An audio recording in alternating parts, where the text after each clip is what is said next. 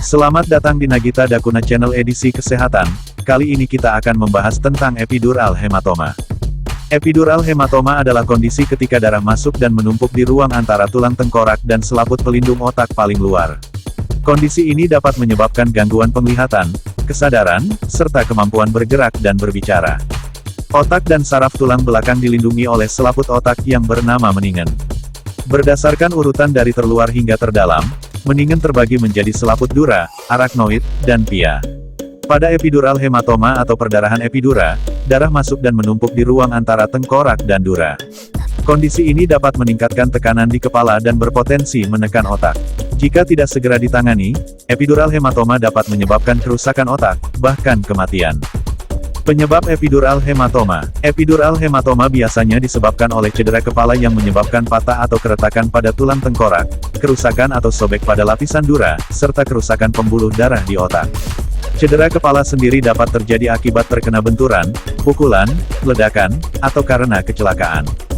Selain cedera kepala, epidural hematoma juga dapat disebabkan oleh beberapa kondisi berikut, yaitu penyakit paget pada tulang tengkorak, infeksi atau abses, tumor, kelainan pembuluh darah, sehingga mudah pecah.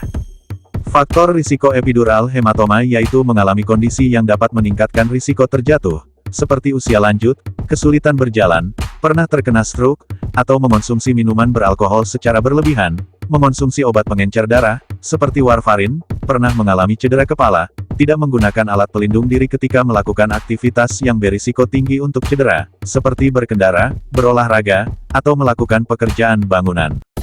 Penting untuk diingat, anak usia di bawah 2 tahun berisiko tinggi mengalami epidural hematoma jika kepalanya terbentur atau diguncangkan. Hal ini karena selaput otak dan tengkoraknya masih rapuh. Gejala epidural hematoma yaitu, gejala epidural hematoma umumnya muncul beberapa menit atau jam setelah cedera terjadi.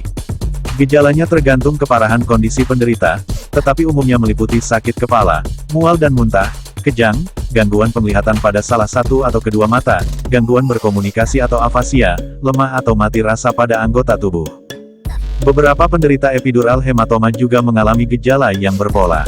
Gejala tersebut diawali dengan penurunan kesadaran, lalu sadar, kemudian kembali hilang kesadaran. Kapan harus ke dokter? Epidural hematoma merupakan kondisi darurat.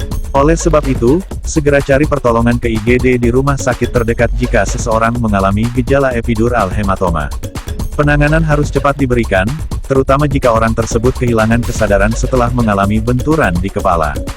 Diagnosis epidural hematoma. Dokter akan melakukan tanya jawab mengenai gejala yang dialami, riwayat benturan, dan kondisi kesehatan pasien. Selanjutnya, dokter akan melakukan pemeriksaan fisik secara menyeluruh.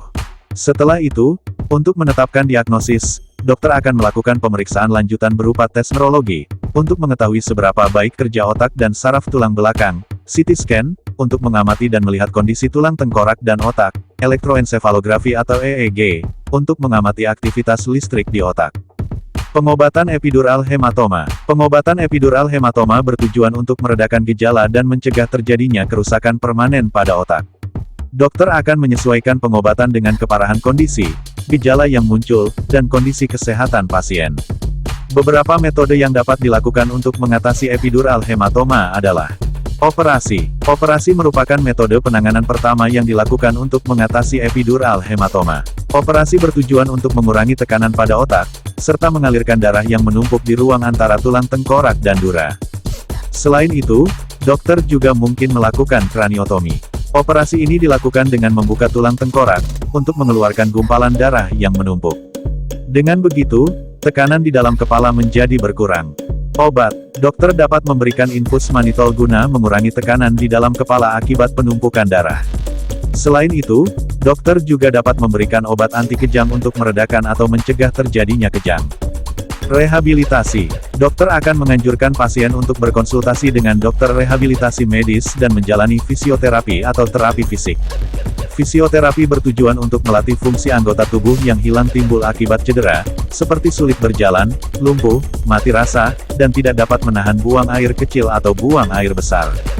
Perawatan mandiri di rumah. Selain metode pengobatan di atas, pasien juga dapat melakukan upaya mandiri di rumah untuk membantu proses pemulihan, seperti mengikuti anjuran dokter untuk latihan fisik di rumah, meningkatkan aktivitas fisik secara bertahap, menghindari konsumsi minuman beralkohol, menghindari olahraga dengan intensitas berat, beristirahat yang cukup. Komplikasi epidural hematoma. Bila tidak ditangani dengan cepat, penderita epidural hematoma berisiko mengalami cedera otak permanen. Cedera otak permanen yang disebabkan oleh epidural hematoma dapat menimbulkan gangguan jangka panjang, seperti epilepsi yang ditandai dengan kejang, kelumpuhan, atau gangguan saraf lainnya. Selain itu, epidural hematoma juga dapat menimbulkan komplikasi berupa herniasi otak, hidrosefalus, yaitu penumpukan cairan di rongga otak yang dapat menekan otak, kematian.